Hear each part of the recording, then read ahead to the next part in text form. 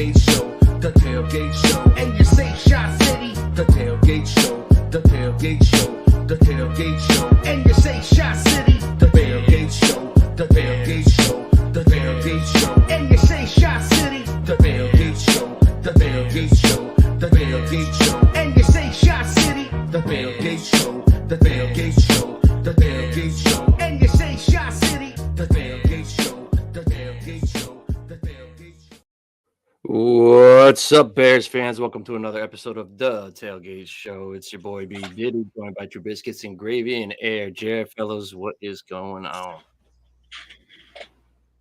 What's cracking? Hey, really good on to response there, boys. Having a good night. Yeah.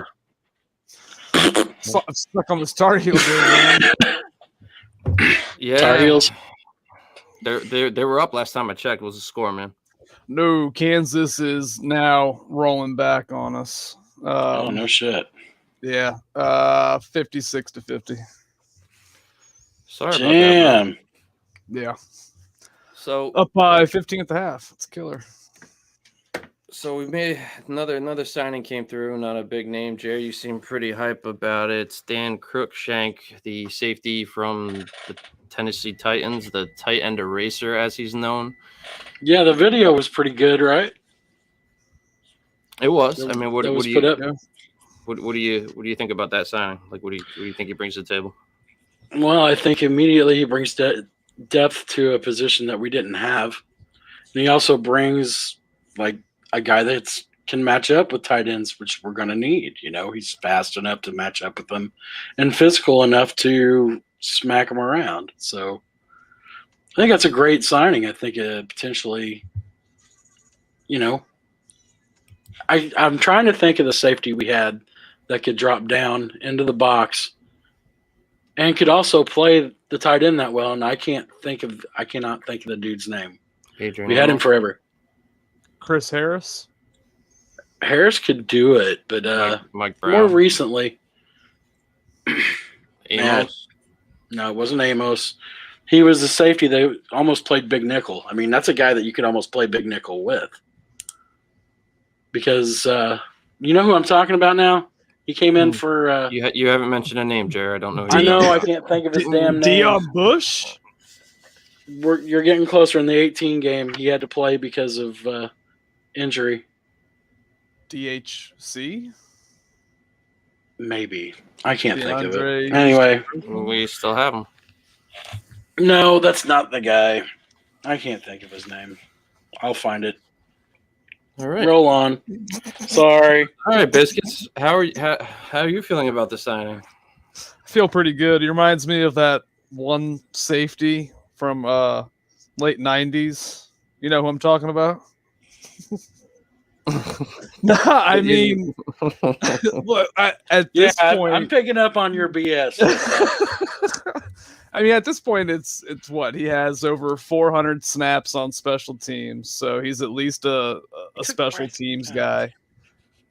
Relatively cheap. He's got limited reps on defense. He was playing that big dime role for them, and I think it was like 180 snaps, I believe. I know it was sub 200. I mean, filled in well, but expectations aren't high. But solid special teams guy. Maybe a little bit of upside. Yeah, so far, like all the signings, I kind of feel the same way about him, and I think what Poles is kind of sticking to what he told us he was going to do, and it also, what it's doing is it's going to create competition because you don't have these guys that he's married to that have these big contracts. He's bringing guys in that have that edge, that want to fight for their position, but also the rookies coming in and the guys that were here as rookies last year.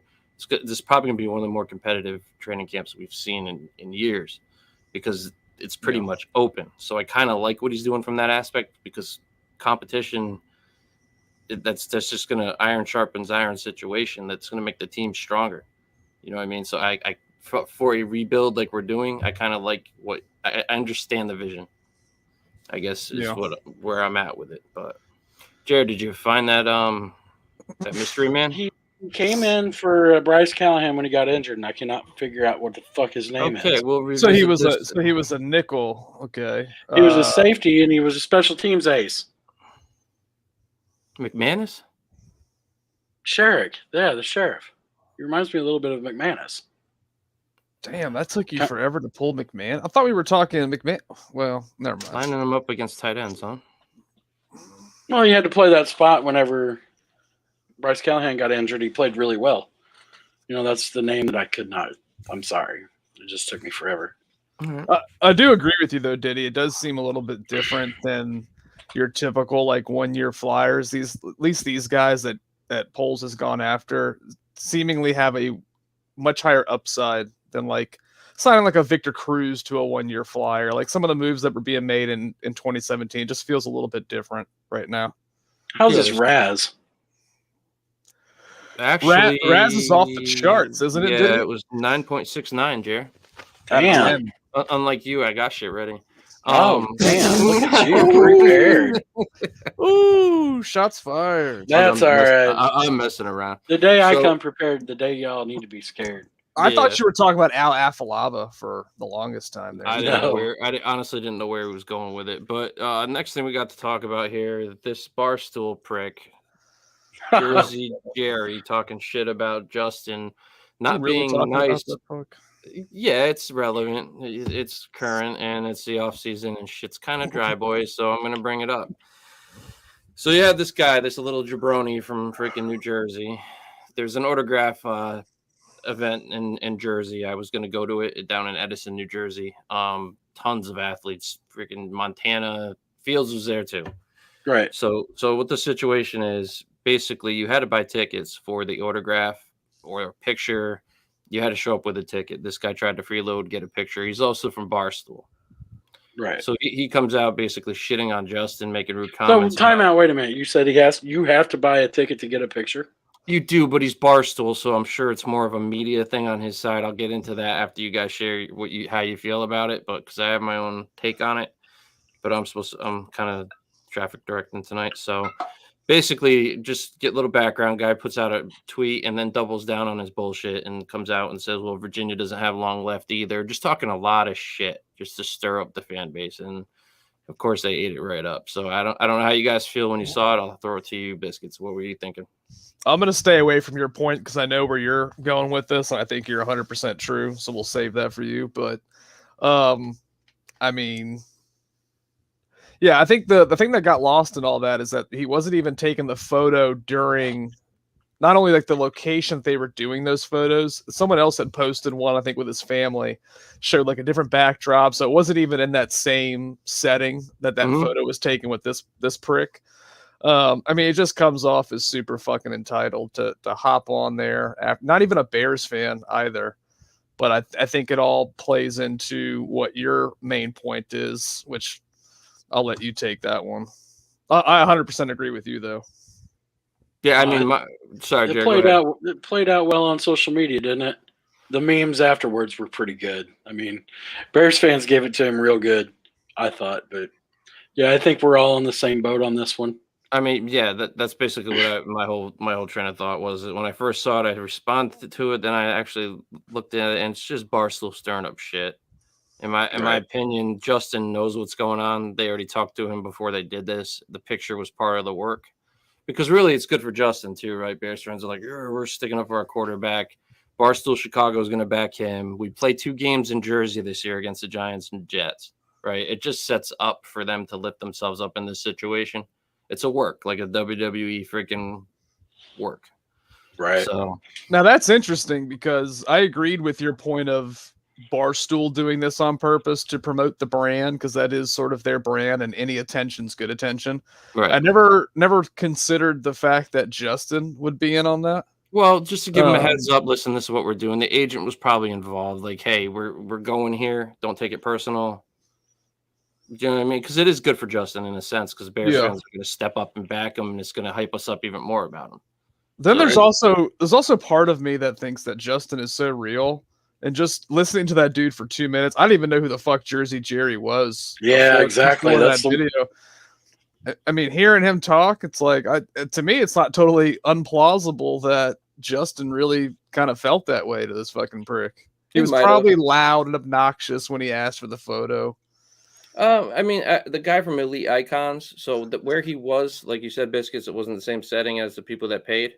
Yeah. That was back where they were autographing for vendors. So Okay. the guy from Elite Icons was back there. He got a picture with him too, and Justin looked exactly the same way. It was So the Barstool dude was back behind the scenes then at that point. Okay. and that's why I think the whole thing was a work. Personally, I mean, but everybody bought it hook, line, and sinker, and went crazy on the defense, which I get, but freaking one of the few times Bears Twitter's ever united on something. Right. It's like, he might be a piece of shit, but he's our piece of shit. You're not going to fuck with him. And he's not a piece of shit. I'm just saying. I was like, wait a minute, Justin's now But you know what I'm saying? It's the whole, he's our guy. You don't get to fucking say shit. That was like Jay Cutler. He was an asshole, but he was our asshole. That's right. I don't think that fits Justin though. Oh, damn! Another shots fired at the director tonight. Man. God damn! I love the guy. So how could you not love him? Who's that? You, Big Daddy. You. I didn't even hear it, guys. I'm on to the next one. Guys, don't lump me into that. I didn't love you. I didn't say I love you. Oh, no, that's strictly from Pony. All right. So voluntary OTA started today. Did you guys get to see the hype video that the Bears put out of everybody entering the facility? No. Why don't you play it? Yeah. Okay. I thought you're gonna have that fucker queued up, ready to go, man. No, I'm just asking if you guys saw it today. I like the angle of back to school kind of vibes. I shared it in the chat, but Biscuits doesn't pay attention. So you did not share the hype video in the chat. I absolutely did. I put it on our Insta chat. Oh, the Grant. See, I miss a lot of things. Several chats, folks. You got to get on your chat. You guys, your chat game's got to be up to par. Y'all go so fucking fast back and forth. I have no time. No, I like it, man. Roquan looks like he's ready.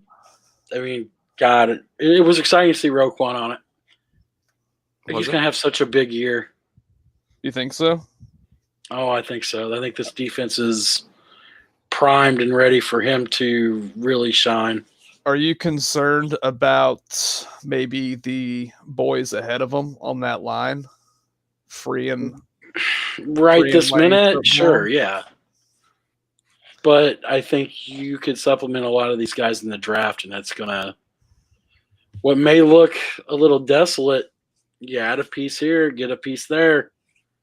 Roquan's going to Roquan. That's where I'm at with it. Roquan's going to be him. Well, it's a good point. With so many needs, how high do you think they're going on the defensive line? Does that Larry O non-signing kind of signal anything that they really feel like they need somebody to anchor that defensive line up the middle? When you still have needs at Jones, right? And wide receiver. Yeah, Justin Jones came here on a 2-year flyer. I don't know how in love they are with him. You got Tonga, you got Blackson. I'm just saying, does that concern you at all at this point that maybe Roquan won't have the year? You got God, why am I drawing a blank? The hotel situation there in Carolina. The hotel situation there in Carolina. Holiday Inn. Our D tackle. He's still here. Oh yeah, Mario Edwards. Yeah, Mario. There's depth there. Yeah. I mean, there's depth there. If you can keep him clean, or if you could drop, I don't know, you move him to the will and drop another guy down that's buried on the depth chart. I think he should Snowden talk. I think he should put Morrow in as the mic now and throw Smith over at will. Well, there's also we're going to sign more people after the draft. Ooh. And we got to see what happens during the draft. Yeah. Sure. So. What do you think about the idea of Charles Snowden playing a middle linebacker? Well, I was going to get to that at the part where it says who takes the next step then next year. Oh. Yeah. What the hell is the point, right? It's just a little. Oh, we were just talking about linebackers and things, and it's. So anyway, we also signed Jesper Horsett today. I like that. Sign him at a league minimum. I'm messing with you, Jared. I do like the idea. We'll touch on that later. Okay. Yeah, I like. You happy with the Jesper? Just bam, bam, bam, bam, bam. Look at us. You happy with the Jesper Horsted? Well, I'm trying not to. Absolutely, I think Jesper Horsted could be a sneaky great ad, and you're going to get him at a league minimum where nobody else can sign him. I had to look up the exclusive free agent deal. So the way it's kind of explained to me via Google, if I can ever pull this up, because I'm an idiot and I can't use So my I really fucking like phone. I really like the signing for Justin because they did Yes. show Chemistry. chemistry in the preseason, chemistry in the season. So I think I was happy with it. Okay. An exclusive rights free agent is any player with fewer than 3 accrued seasons and an expired contract. If his original team offers him a 1-year contract at the league minimum based on his credited seasons, the player cannot negotiate with other teams. So that is, for some of the people that were asking me on Facebook today, that's what's up with that. Nice. Says a lot that this new regime is coming in here and cares enough to re-sign him. I only hope this regime sees more value in giving him a chance to actually put it on the field. Or it seems like no matter how many flashes the guy would show under Nagy, he still couldn't get more playing time. So I'm pretty happy about it. I do think he's a guy that can give you something, and the receiving tight end that I think we're all kind of longing for Justin. He's the only one that's really shown any explosive plays. Explosious. Explosive. Alidocious. I mean, he's the only guy that's. Oh, fuck. You're right, Be bro. right back. He gonna die. So yeah, I'm happy with the Horsted signing. Jerry, you were mentioning. I guess we'll get into it now. So who do you think out of last year's draft class, not named Justin Fields, because we all want him to take the next step? Like who are you expecting besides Fields? Because we all, like I said, everybody wants that, right? Who I do know you who think? ought to step up, and I hope he does. It's Tevin Jenkins. Yep. That's the guy that's got to step up. Now, if you're wanting an unexpected guy, and I think it'd be a byproduct. Jared, there's only so many names, bud. We still have 2 people to go. All right. Go ahead. All right. I'm going to take Tevin Jenkins. I think coming off the back surgery, he's healthy now. He'll have a full offseason under his belt. A lot of talk whether he's going to play inside or outside. I still think he's the left tackle. I think that's the way they envision him. A lot of Bears fans won't like that, and quite honestly, the Bears don't give a shit what you like. If that works, it works. So Tevin Jenkins has got to be the man. He's got to. Okay. Biscuits, who do you got, man? Can you hit me with the question again? I was choking on my Pepsi after the alidocious remark. So who takes the next step from last year's draft class not named Justin Fields? We all want Justin. I mean, that's the obvious answer. And so not named Tevin Jenkins now because Pony got that. Well, damn, the draft class was so small. I'm going to leave you with the running back. I'm going to go with Larry Borum. Oh, we're going both anchors. Like it. I mean, positional value-wise, I think it all starts up front. I think that's what most reasonable Bears fans are all concerned with is the protection. So, Larry. And now there's a lot of talk picking up. As good as he looked at left tackle, do you just go ahead and flip him to that side? And is Jenkins your more natural right tackle at that point? So Borum, I think honestly Borum's going to take a bigger step than Tevin will. Polls did mention him at left tackle in the SEC. Yep. So maybe there is a path open to that left tackle spot for Borum. Yeah. And you thought I was going to say Khalil Herbert, and I'm not because I don't think the step is so important for Herbert. I just think if he gets more playing time, the production will be consistent. He really freaking surprised me. You know what I mean? I thought he should have got more touches last year. Mm-hmm.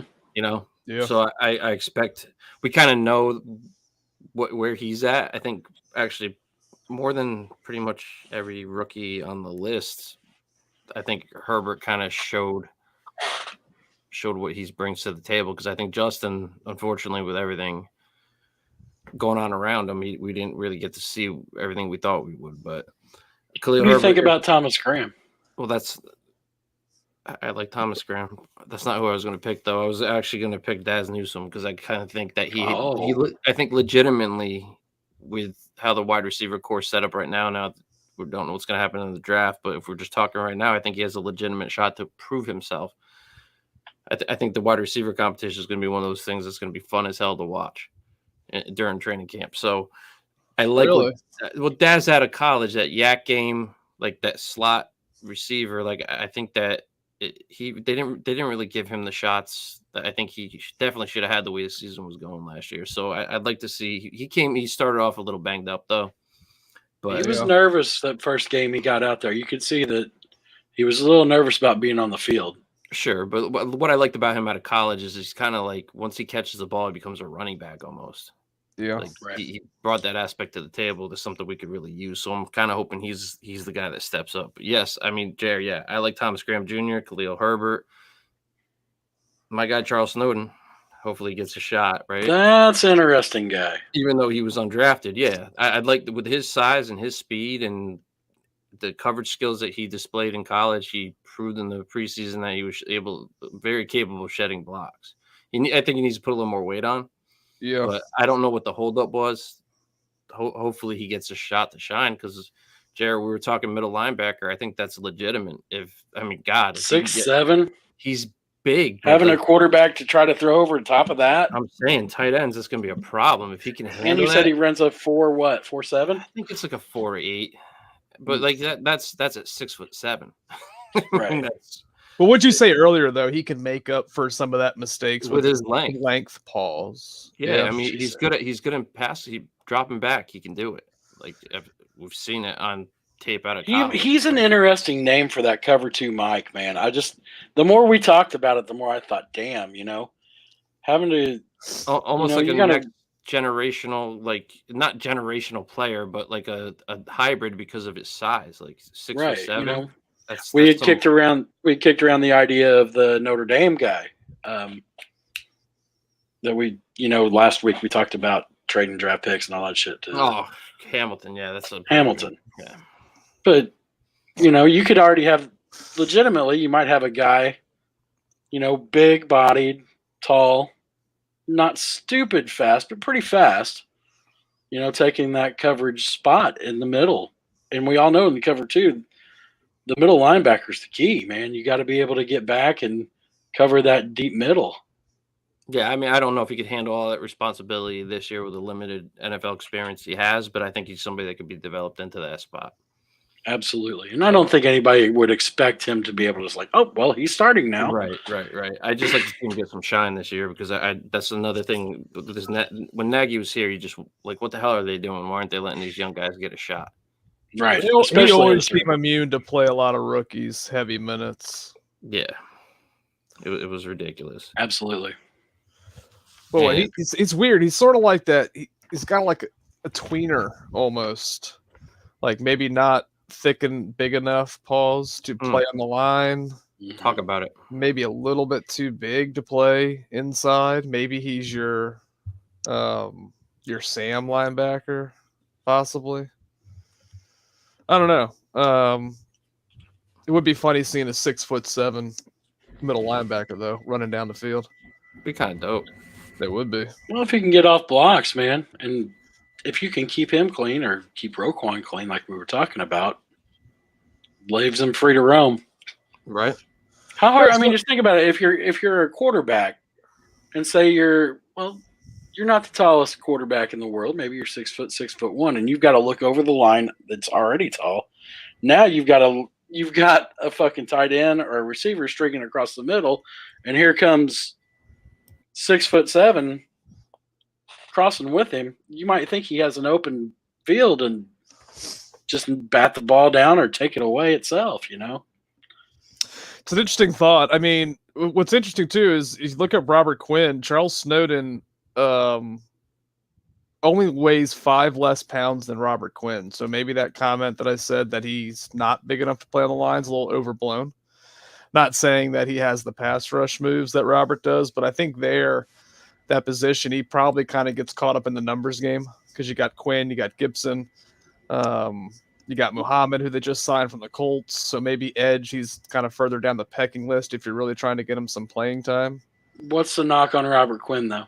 It's always been running rush defense, right? Setting the edge. It doesn't set the edge, yeah. But if you're looking at, I mean, Snowden's not a starter on the edge, but if you're looking at him as like a rotational, third, fourth rusher, I could see it. But I just think maybe he would have more of an opportunity just because of the numbers game at end that we already see on this team, that maybe he would have a little bit more shot at the Mike or possibly the Sam.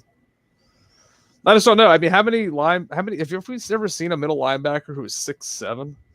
That's What Lack was 6'5", 6'4"? 6'4", I believe. I mean, so it's not unheard of. Now the speed is what was unheard of with Urlacher when he come out. He was fast as hell. Yeah. 4.5, legit. Yeah. You know, if you can run it, and I mean, you can be 4.8 on a pro day, but how fast are you in pads? I don't know. Yeah. I mean, he looked pretty fast from what we saw, just the little glimpses we saw of him. Like I training said, camp, preseason, but yeah, it's just us kicking around an idea. right, I mean, exactly. I'd like to see the kid get a chance. I mean, all we heard about is they couldn't believe that he was on, a stealing after the draft. So, but also I shared this with you guys, but it was kind of later. Parkins and Spiegel had Ron Veal on, who's been Justin's quarterback coach since he was in the 6th grade. So wow, that's crazy to have that kind of consistency with a coach for that long. Really yeah, it was only a 15-minute interview, but he kind of was saying he's working on the quicker drops, releases, and throwing with anticipation with Justin. Good. Working on ball security. Him and Mooney and Komet have been working out together down there with him. Who? Who was that last one? Mooney and one Notre Dame great, Cole Komet. Cole Komet. Now that's not been reported until I mean, Friday it was. Spiegel. Yeah, right. Ron Veal also has trained Trevor Lawrence for quite some time, just in case anybody wanted to know. Wow.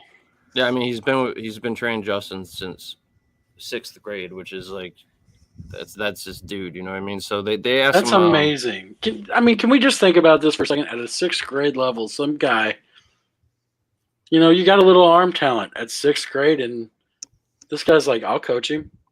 And he's also got Trevor Lawrence, by the way. Yeah. How do you grasp that talent at that age? I mean, shit. It's crazy, man. But they did ask him, like, are you getting the information about the new offense from Getsy directly? He's like, no, Justin's sharing the information he's getting from Getsy with a new offense to work on. Another thing that came out was Justin shared with him how pissed off he was after the Cleveland game. And, really? And Veal kind of, he was just like, I don't understand why they weren't giving the outside guys help. Yeah. Like, not. But Justin was very pissed off after that game, and he although he didn't share that emotion with after the game with the presser, but he kind of gave him that feedback on that. And what was the other thing here? He said the one mistake Justin admitted he was making was he said he was holding on to the ball to make sure the wide receivers were coming out of their breaks. So that's why he was holding on to the ball too long. It's a rookie mistake, basically. Yeah. Right. But so that's the whole thing, working with the anticipation. So I like the things that they're working on, man. I mean, I hope it translates. But it's just another kick in the balls to the previous regime. They couldn't get this stuff out of him. We have to wait till an off season. I mean, Nagy, what the hell are you doing? Without saying it, that's how it came off. Developing talent is a big deal, and if you can't get it done in the NFL, you're not going to be here long. He was here 1 year too long. I think we all were going to agree into that. Nagy and Pace were here 1 year too long, and you damn near got the guy you traded up for, and that's how you treat him. You don't give him any help. You don't give him tackles any help. You just he'll just he'll transcend the scheme. No, that's not how that works. Yeah. I mean, I think a lot of us were guilty of that, of him being more Nagy-proof than what he was. We thought, I could see where people thought that, but the reality is he might be, but your tackle ain't. Your guard sure as hell ain't. I mean, not making any excuses for him. He certainly wasn't in a great position, but there was moments where he certainly could have played better. I don't want to go full. I mean, go full. I'm just saying I don't want to be like a new age truther of Justin. I mean, I don't think he was set up to succeed. No, he's put in a lot of bad situations, that Cleveland game being the biggest one. But he had opportunities to play better. as well. It's not all on The Nagy. Tampa game's a close second. Most of it was, but I don't think there's such thing as a Justin Truther yet because he really legitimately hasn't been put in a good situation as a rookie. We have True. to we have to kind of reset, and hopefully he takes a second year step, even though all the pieces may not be around him. We just want to see it. You know what I mean? Like you're still gonna be able to see it. There's gonna be miscommunication initially. I'm glad that he's working with the guys that he's working with because we kind of really need drafted guys to step up. Like Komet, Mooney's done it, but like Komet's a huge piece to all this. yeah. Coach T brought up something on his Twitter feed. He was saying, Cole Kmet would probably be a better viable receiving tight end if he didn't have to stay in and block all the time. They were trying to force feed him that. He should have been playing the Jimmy Graham role. Yep. It's just Agreed. it's Nagy, man. Like they always have their guys. They don't let the young guys come in and just play. Like the guy was an idiot. I'm glad he's gone. Yep.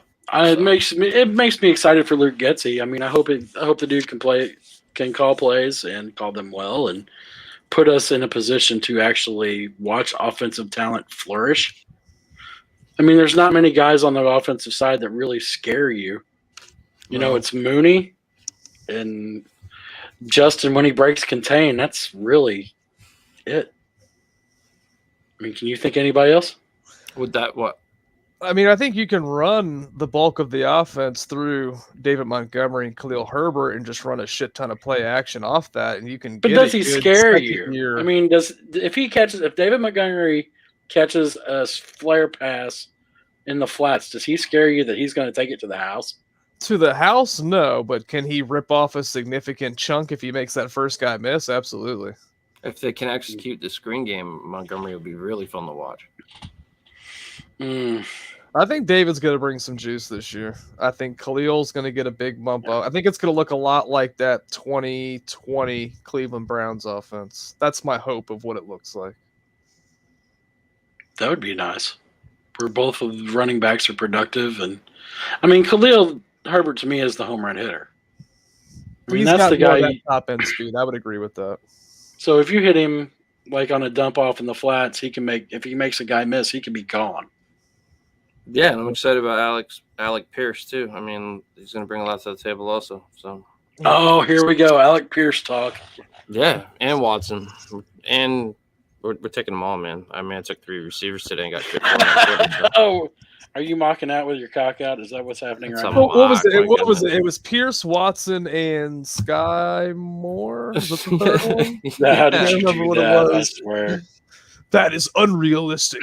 No, he will. You have not been following. He will not take 3 wide receivers. I was like, holy shit, this is Have pretty you awesome done that a they're mock- all let's available. get- God damn, it's a mock draft simulator, man. What'd you say, Boney? Have you done a mock? Oh yeah, I've done a shit ton, and mine always involve like 8 trade backs and collecting like. I even 24 traded picks. back for you, Biscuit, like twice.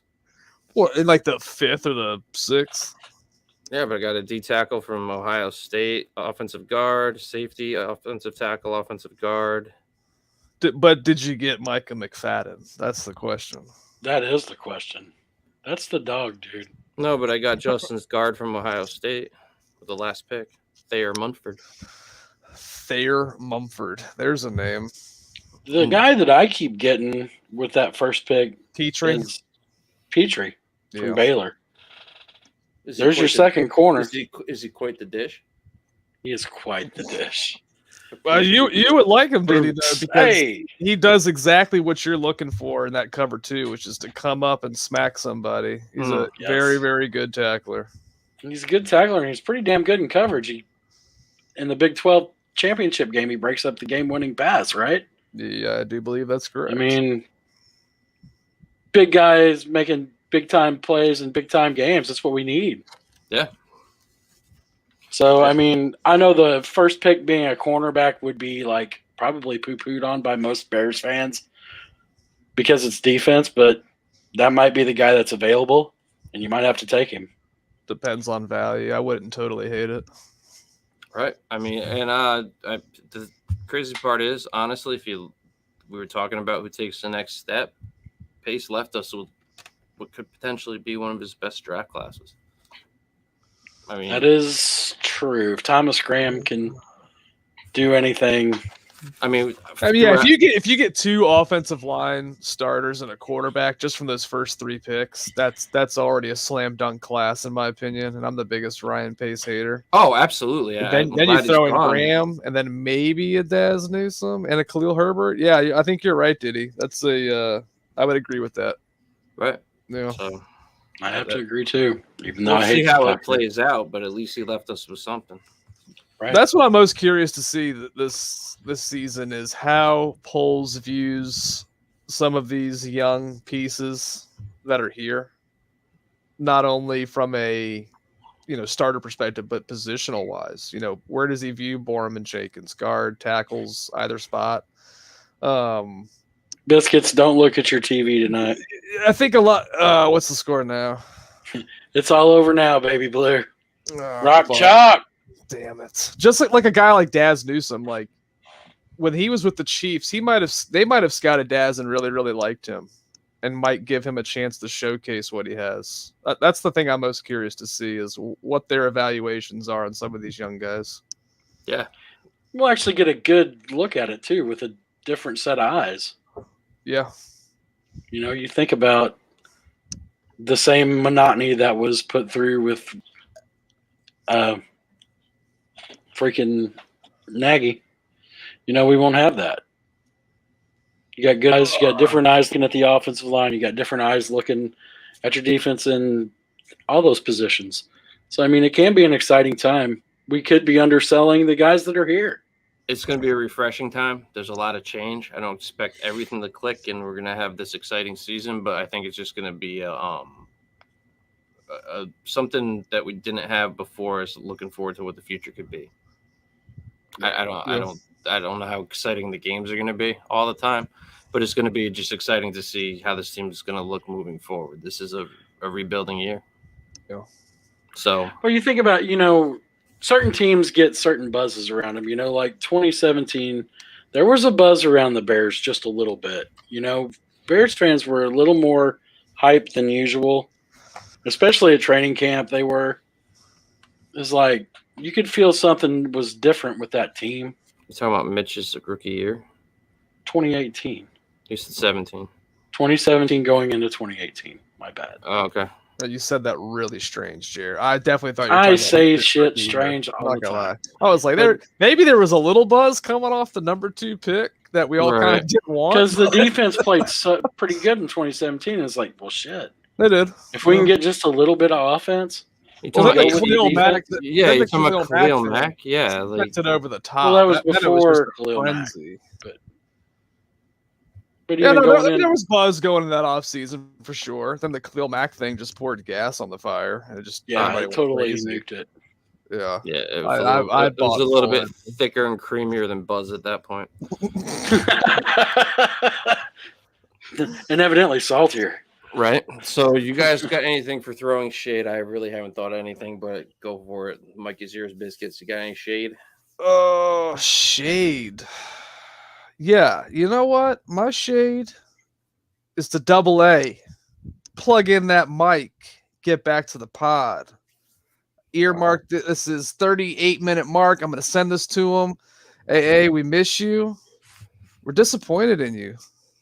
Come back. I can't throw shade at my boy. Come on. Plug the mic in, bro. Threw shade at our dude. Come on, Lou man. Bega. Shit. We need that Mambo number 5 back here. That's my shade for the week. Jay, you got any shade, pony? My shade's for biscuits and taking that god awful photo. Why are we throwing shade Inside at joke. You're just We're just gonna throw shade at ourselves. Fuck them.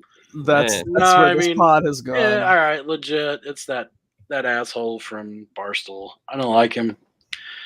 I don't like what he had to say. I don't like the way that he feels like he's entitled to anything from anybody, because he's not. Nobody's entitled to anything from any athlete. They get anything from any athlete unless you bought and paid for it. Shut up and sit down. I like it. My shade is to anybody on Twitter that's taking themselves way too seriously with mock drafts. My God. Like, it's a freaking mock simulator, boys. Like, simmer down, fellas. Like, if people Simmer post, down. I think I posted 3 so far. You're lucky I didn't come out and just post all wide receivers. Like, dude was like pretty in his feelings about it, but whatever, man. I mean, it's just have fun with it. My God. But then at the end, he thought you all could team up together and run the Bears to the next dynasty. Nothing You against should. anybody, man. Got to stick together, bro.